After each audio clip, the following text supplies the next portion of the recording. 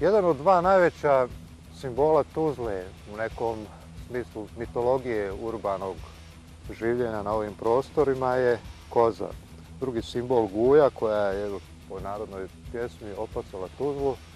Jedan lijepi mozaik nalazi se u hotelu Bristol koji upravo pokazuje taj moment opasavanja Tuzle, a drugi mitski simbol Tuzle, koza, postavljena je upravo ovdje ispred hotela Tuzla na jedno prilično nespretno mjesto.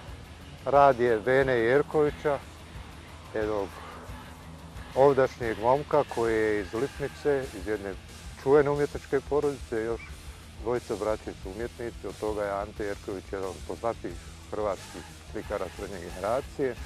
Vene Jerković je poznati majstor na restauracijama dalmatinskih crkava i po narudžbi napravio ovu kozu koja je izlivena tek kasnije. U manjoj dimenziji ova ista koza je bila predviđena da bude nagrada na festivalu dokumentarnog filma, jednoj vrlo zanimljivoj manifestaciji koja je u bivšoj Jugoslaviji predstavljala Tuzlu kao jedan od važnijih filmskih gradova dokumentarnog filma. Koza ovdje stoji u prilično lošim uslovima, nije dobro osvijetljena, ali eto, prilika je da se Tuzlaci podsjete na tu priču o kozi koja je bila simbol otpora Tuzle u raznim vremenima pod raznim zavojevačima.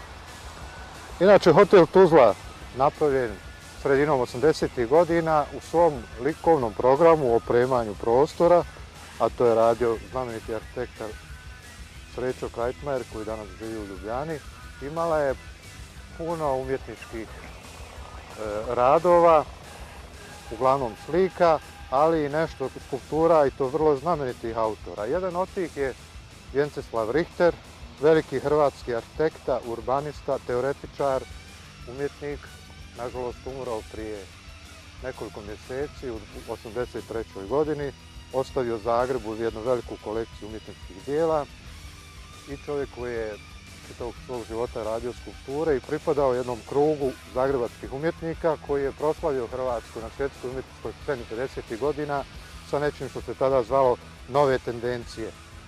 50. godina su se u Zagrebu okupljali najznačajniji autori jedne struje geometrijske apstrakcije i Vjenceslav Richter kao jedan od predstavnika te geometrijske apstrakcije radio skulpture ovoga tipa.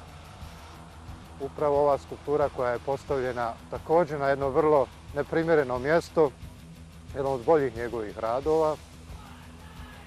U holu hotela Tuzla bio je još također jedan njegov rad od aluminijskih profila, nažalost vandalizmom nečim uništen.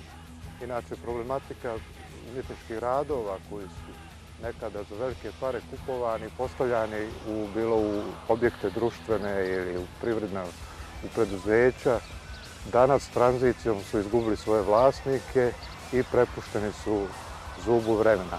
Sva sreća da hotel ima smisla za ove skulpture i da je ovaj rad, makar i na neprimjerenom mjestu, ipak pod kontrolom i nadamo se da će tako i ostati.